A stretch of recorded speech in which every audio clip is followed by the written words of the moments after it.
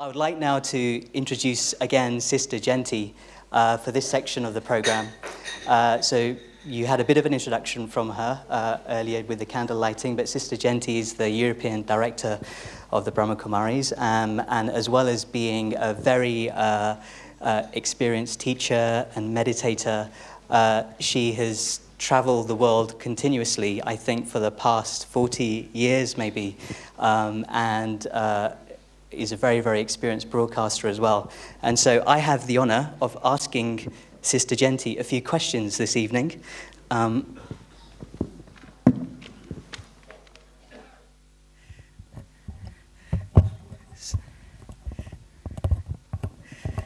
So Sister Jayanti, before I get on to maybe more pressing questions, a quick pop quiz, just so that we get a bit more of an understanding of you as an individual, and it's Diwali.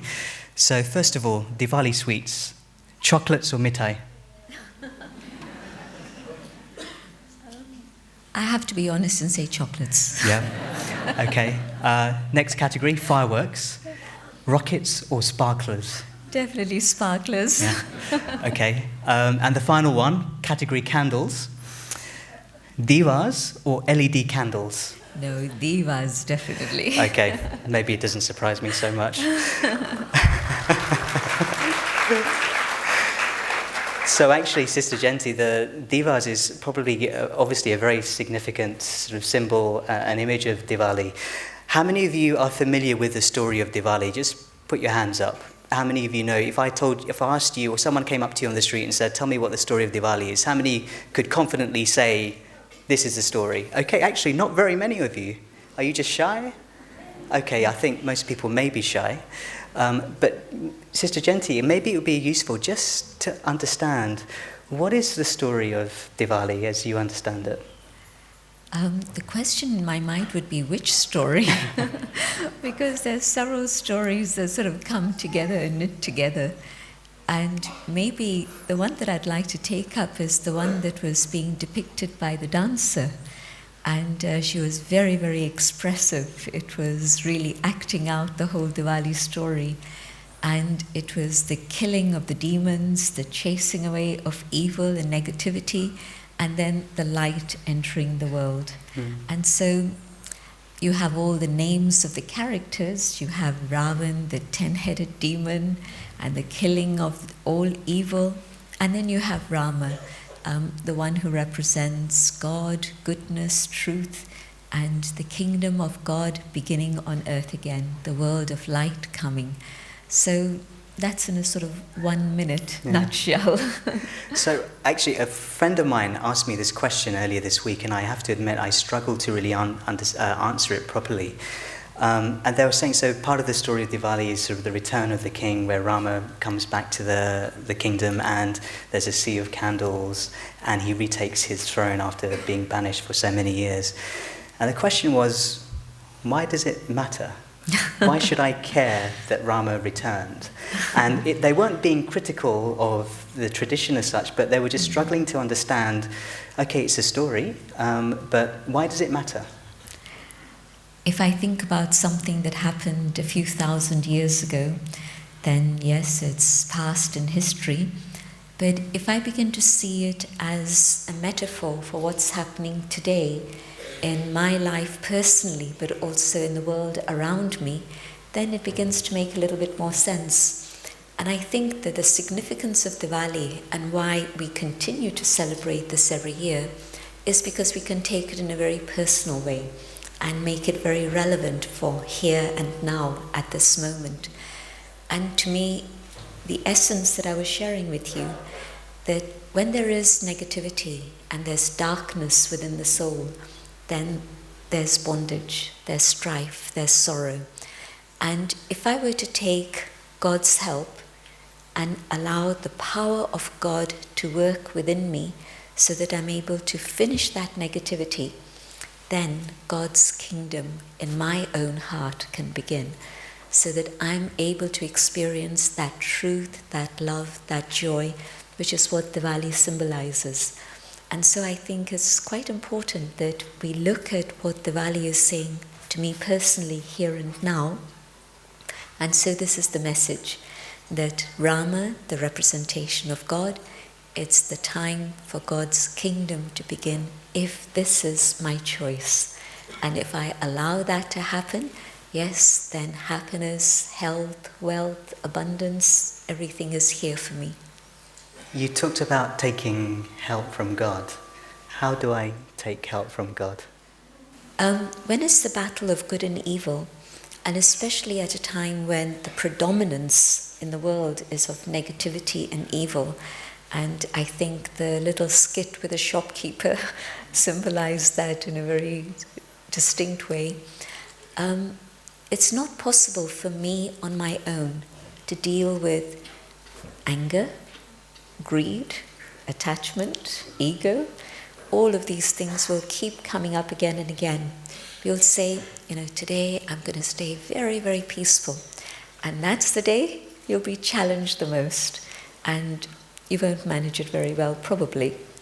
But if I can go inside and allow the light of the soul to be lit, the diya, and I connect with the supreme light. God has been described as Deep Raj, the Lord of Light. And so when I connect with the Supreme, then I take that spiritual strength, that Shakti, that power, that gives me the possibility of conquering whatever negative tendencies have taken over the soul. And so I guess for everyone around us, in the room today, what would you say are the things that they can sort of implement today that will make tomorrow onwards better? If today I carry away one thought, and that is that I have to keep the light shining here, then I think that one thought can take them a long way in being able to deal with all the challenges that life brings. And so every morning, make sure that the light is shining. And then through the day, even though there's so many things to be done, just keep connecting. I don't want to mention a trade name, but there was a very interesting link that somebody sent me. I don't watch television, but somebody sent me this link, and it was about meeting yourself. And maybe some of you know what I'm talking about. But it was a very lovely 1-minute clip.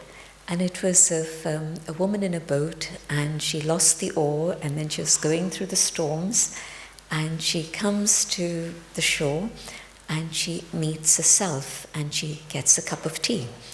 And it's actually an advert for a tea. But the point of the story is, and it's just 1 minute, meet yourself. And so if every morning I meet myself, and then through the day I keep connecting with myself and meeting myself, and I keep this light shining, then it's going to be easy to see where to go, what to do, and how to do it. So every morning, if I'm meeting myself, maybe in front of the mirror while I'm brushing my teeth, how do I know what I should be looking for, and how do I know that it's real and not just my imagination? If you take a moment, forget about looking into the mirror. If you just take a moment and you turn your attention inwards, you'll feel something in here, the energy that's there within. And you'll feel, first of all, your thoughts. And if you connect with yourself deeply, you can let your thoughts become very calm. And in that calm, you're meeting yourself, but also you're opening yourself up to the experience of the presence of God. And how does that feel? In that moment of connecting with the divine, you feel God's light reaching you, God's love reaching you, God's power touching you, and the battery is recharged. You feel energized and you feel ready to deal with whatever the day is going to bring. And so truly, Diwali is a time for the reminder to keep the light shining brightly every single day and the whole day throughout. Okay, so I'm beginning to understand why light is so significant, rather than just candles for the sake of candles, but it's the light inside of us. Correct. And in terms of when we're out in the world, working, cooking, cleaning, whatever it is, how do we maintain that level of awareness? Is there an easy way for us to keep doing it? It's actually easier to do all the things I need to do if I keep remembering I am the light. It isn't even that I have light within, but I am the light. And, we've got so used to thinking of being bodies. I'm a woman, I'm an Indian, I'm this, I'm that, I'm the other, but that's not actually who I am. I am the light.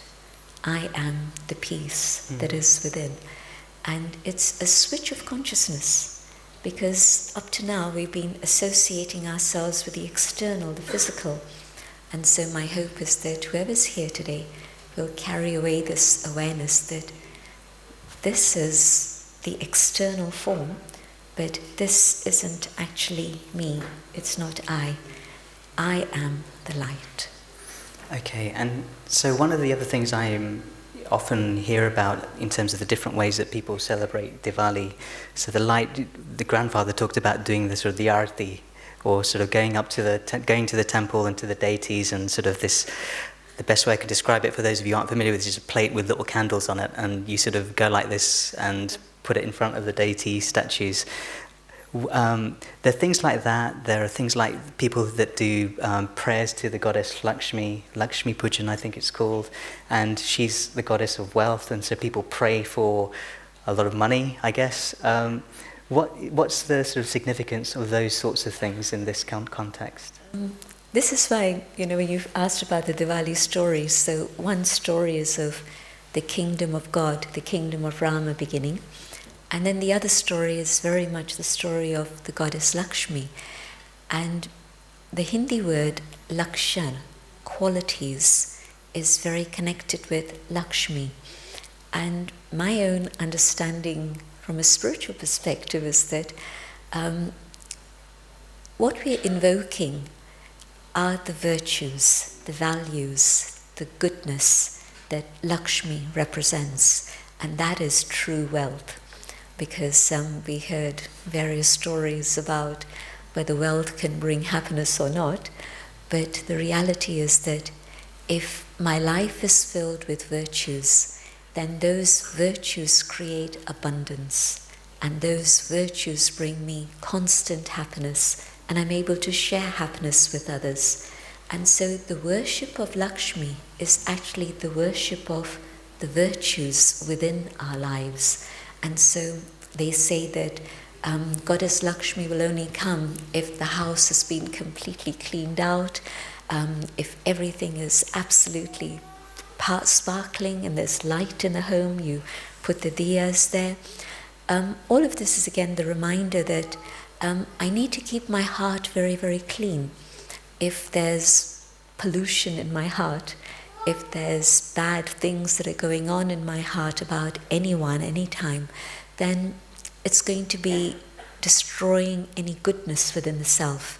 And so, first step, let me clean out my feelings. Let me have nothing but good wishes and happiness in my heart that I can share with all. And if I have good wishes for all, then the generosity, the love, the peace, all of these good things will follow.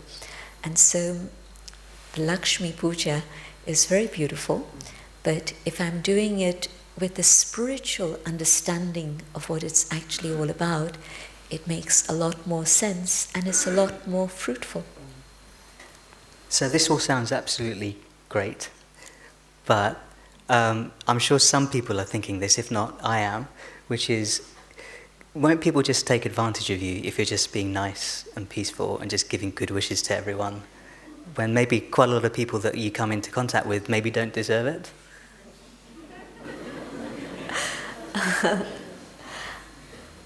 I have to do what I need to do. Whatever somebody else needs to do, let them get on with it. But I have to be true to myself. And so if I am true to myself and I give respect and regard to another, then things are going to go right. But won't they just take advantage of you? What I found is that people recognize the power of truth. And when they can feel that strength and power within you, no, they won't take advantage. Well, they can't, because the power of truth works in a way to protect you. And this is what Ram Raj is all about. You remember the story at the start? Yeah. The demon and the devil against the power of goodness and truth. And so I believe that Diwali is a very wonderful reminder that there is always victory of truth. That is what Diwali is about. You know, just before Diwali, they have the festival of the Dasara, Vijayadashmi, the victory. And so the victory is the victory over evil. And so I believe absolutely. When you used to read fairy stories, you remember always it was the good one that used to win at the end? So I don't think that that's just a story. I think that it's a reality in life, the eternal universal truth that ultimately goodness has victory. Maybe if you could just explain a little bit more about, because I'm interested in this, the power of truth and the impact it can have on not just yourself but also others around you. How can that build? How does that lead to success? Because, you know, so many people, you know, including myself, always thinking about what we're going to do in the future, how we're going to get the next promotion or do this or that. And I know that there is a sort of a line of thinking at the Brahma Kumaris about, you know, not worrying too much about the past or present, the past or the future, but just concentrating on the present. And so how does that have an impact on this? If there's truth, you're able to build up trust. And if there isn't, then the trust disappears. And so where you build up a relationship of trust, then there's going to be likelihood of cooperation and support. And more important than anything else is the quality of relationships that I build up around myself. And so I see that that's one aspect of truth. The other aspect of truth is that we were looking at this the other day. It came up in one of our lessons that the power of truth is God's power. God is remembered. Truth is God, God is truth, love also. But if I make sure that I stay on the path of truth, I'm more likely to be able to experience God's company and companionship and God's protection and God's blessings. And so that's also going to be my support and strength. Another factor of truth is that if I'm trying to deal with fear, and we all carry many different types of fears within ourselves, but when there's fear, then it takes me in the direction of falsehood. And if I can follow the path of truth, I need to be fearless, but fearlessness also means that I begin to follow the path of truth. So truth and the opposite of fear, love, go together. And so the power of truth and the power of love are the two most distinctive qualities that have been remembered as the qualities of God. And so Diwali, again, a beautiful reminder of the power of love and the victory of truth and love. And how far can all of this go in terms of, you know, we look at the world around us today, you know, there's disease, Ebola's a lot in the news at the moment, economies crumbling or struggling, wars taking place, political instability, you know, societies, instability in the family. You know, what sort of impact can just this personal change have on things that we just assume we can't really have any impact on? I have a question for you. You described all the things that are going on around, and absolutely correct. Why is all of this happening? And well, I'd like to offer something to you. Yeah, and please. Then you can. I've got nothing. Whatever's going on inside is what gets reflected outside. Agree? Yeah. Okay. So if inside, within the soul itself, there's darkness, if I've lost touch with my own inner peace, my own inner joy, my purity, then whatever it is I say and do is going to be reflected in the things that are going on out there, but not just on a one-to-one level, but it multiplies. It moves into the family, it moves into the community, it moves into the country. And so you see all these things that are happening on a global level today, and it's actually because we've lost touch with ourselves. And you can try and repair all the things that are going on outside, but it's not working. Whether it's environmental degradation, whether it's all the other things that you've mentioned, we try to sort of carry on, but the stress that people are experiencing day by day is constantly increasing. It's just non-stop pressure. That's my observation. And I see that it's because essentially we're not looking at the spiritual cause that's created this situation. And if we were to take the time, and it's great that all of you have made the time to be here, if we take the time to just reflect and understand that the problem is in here, but the solution is also in here. And so allowing the light again to be ignited and connecting with the divine means that we're beginning to come back to our natural, original state of peace, of truth, of love, of joy. And as we experience that, we see a difference in the way in which we do things. There's a difference in the quality of interaction and relationships. There's a difference in the way you arrange things, organize things. And this is how I see transformation happening. And I'm seeing that these ideas are now being understood. It's not just a little group here and a little group there, but I see many, many groups across the world now understanding these ideas and beginning to say that, yes, this is the direction we need to be going in. And so I see that truly Diwali is bringing this transformation, it's bringing this change, the light is entering the world. Things happen according to seasons. We've been through a period, a season of great darkness, but it's time now for the light and the dawn. And I believe that the dawn has already broken, and I think that the day is about to begin very, very shortly. So what will that day look like? The day will be when the light has not just touched a few souls, but when the light is in the world and we are moving in the direction of truth and love and peace together. And you talked about, this aspect of the light connecting with the divine light. How does that happen? How do you connect with the divine? How do you and I connect? If your attention was out there somewhere and I was speaking to your body, we wouldn't be connecting. But your mind is here, so our minds are connecting. And so the way to connect with the divine is through our thoughts, our mind, our hearts, our feelings.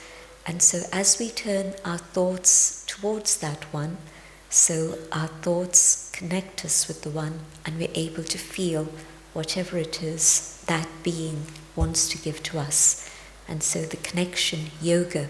People have heard this word yoga, but not many understand that yoga really means union of the self with the supreme. And the physical exercises is fine, but it's actually the union of the heart and soul with the divine. And that happens through our thoughts of love.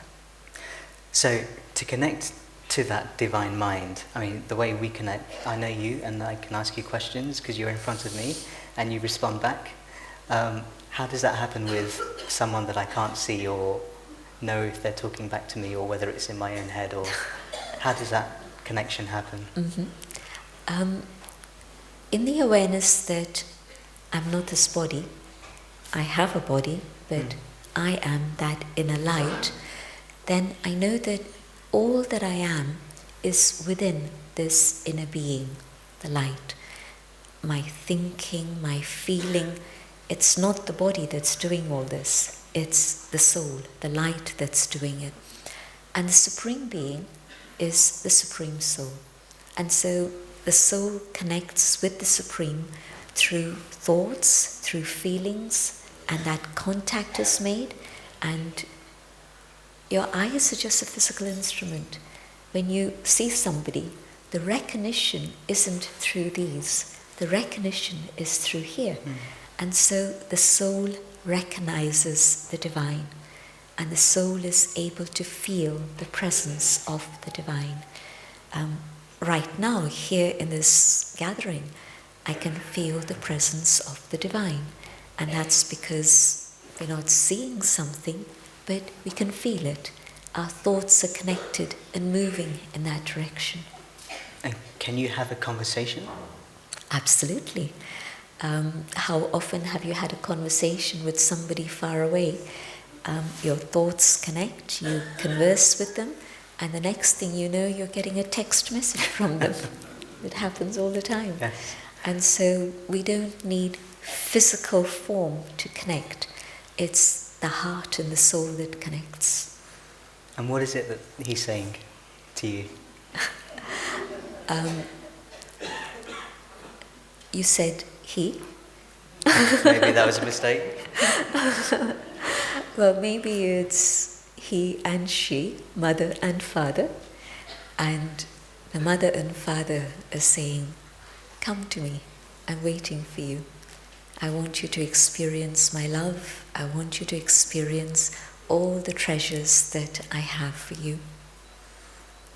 Okay, so that's seems to be a very different image of God that maybe many people are more familiar with.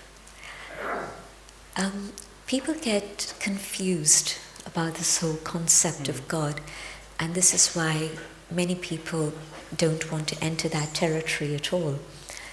But in the awareness of the soul, just light, the form of God, the Supreme, is also just light. And so there isn't a physical form. And this is why, especially in India, we remember God as Mother and Father. If there was a physical form, then it's one or the other. It can't be both. But God is the one with all attributes within that being. And so whether it's the power of the Almighty, the masculine energy, whether it's the love and compassion and forgiveness, the feminine energy of the mother, the Supreme Being is the total of all the positive attributes. And so when I connect with myself, the soul, then I can connect with the divine, and then I can draw all the things that I need at this moment in my life.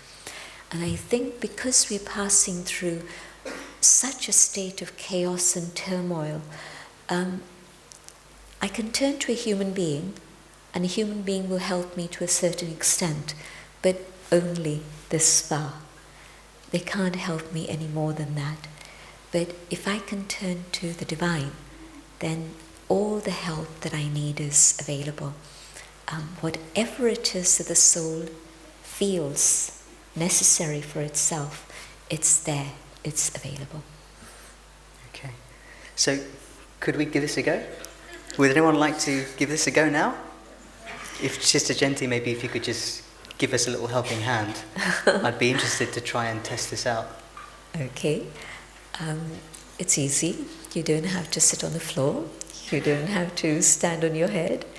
Just sit comfortably, relax.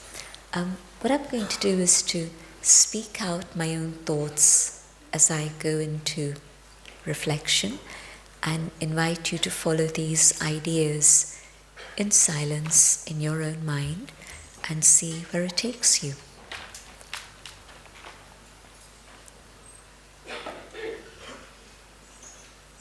Sitting comfortably, I experiment. I focus my thoughts in the center of my forehead.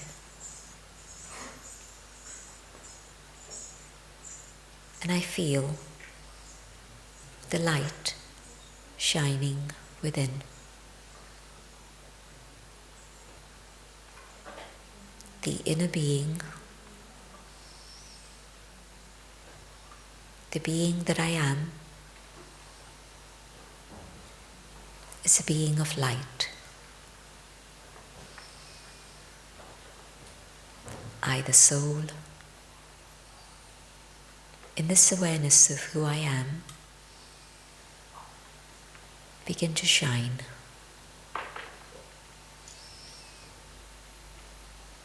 My thoughts move to the divine, the supreme, the source of light,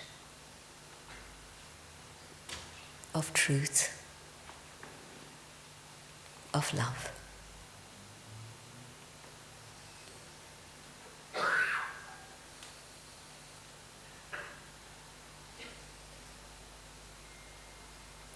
In the presence of the Supreme,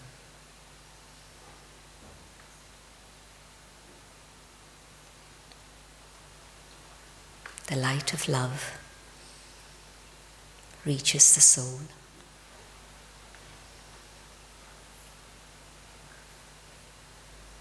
The power of God's love heals.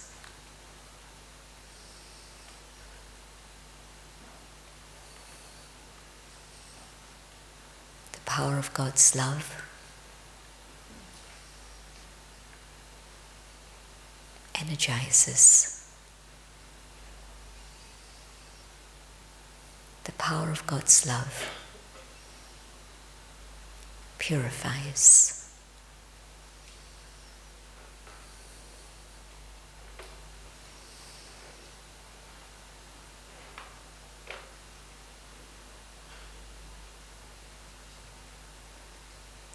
And the power of God's love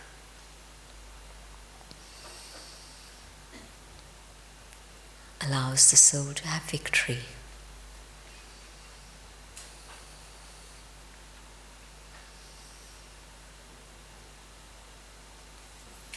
And the power of God's love spreads out into the world, igniting hope in human hearts.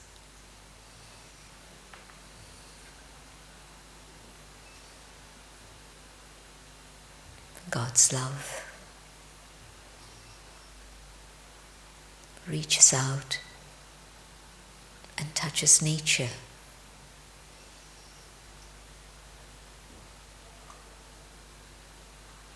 Nature returns to a state of harmony through the power of God's love.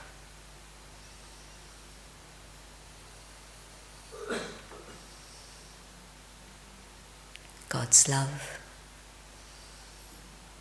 reaches out and touches all forms of life.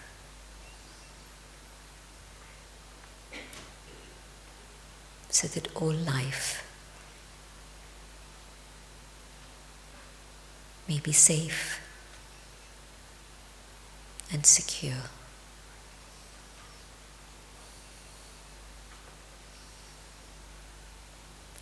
God's love transforms the world.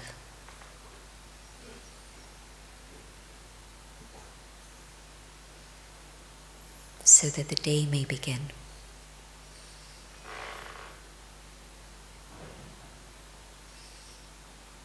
A world of truth, of love, of harmony.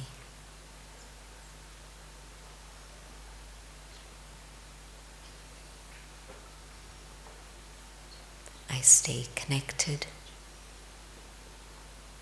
to the source of the light of love and the light of truth.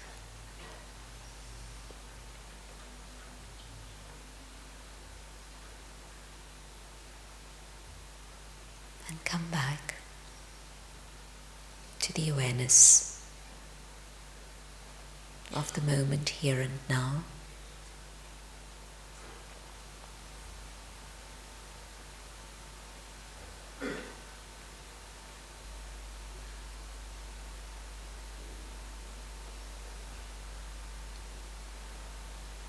Keep this awareness of the light that I am.